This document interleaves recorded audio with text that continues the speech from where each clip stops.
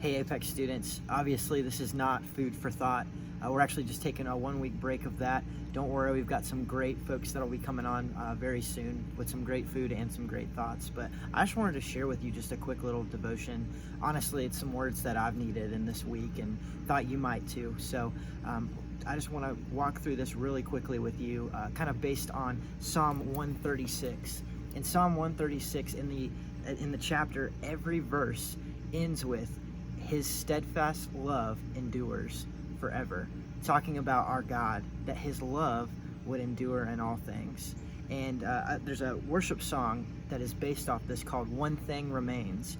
I remember singing it in college when I was thinking about transferring, and I remember singing it on Sundays where I was confused as to what God had called me to do, or wasn't sure what my next step was. And I remember singing it thinking about how despite all of those things falling away, my circumstances changing, my friends changing, my environment changing, what remained was our God's steadfast love.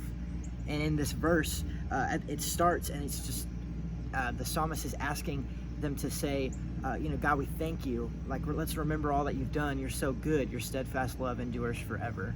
But at the end of the chapter, we're remembering that God's steadfast love endures, but for a different reason. I want you to listen to this.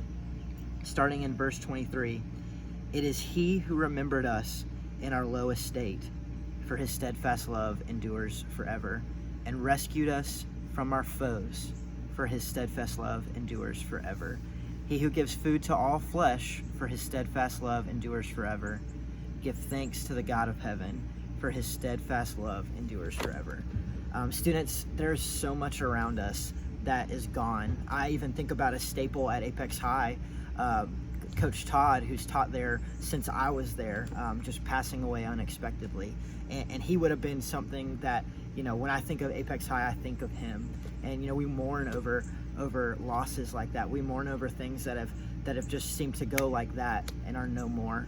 But students, I want you to remember that we do have a God whose love endures forever. On days when it doesn't feel like it, when He feels far away, when circumstances change, when things are hard, His love endures forever. And so I want you to remember that. And then let's look at what the psalmist's response is. The psalmist's response is, okay, if this is true, if it's so true, I'm going to put it in every single verse in this chapter, then our call from beginning to end, because verse 1 says this and the last verse says this, it is to give thanks. And it's way harder to give thanks when it seems like nothing around us is remaining. But we have a God who remains with us. Regardless of when we deserve it or not, He remains. And so tonight, let's just take a little time and spend some time thanking God that His love in 2020, with murder hornets and all kinds of things, that His love endures forever. I hope that encourages you. We'll be back next week with a guest on Food for Thought. Let's spend some time thanking God for His love, thanking Him that it remains and it endures and that it is steadfast. I'll catch you next week.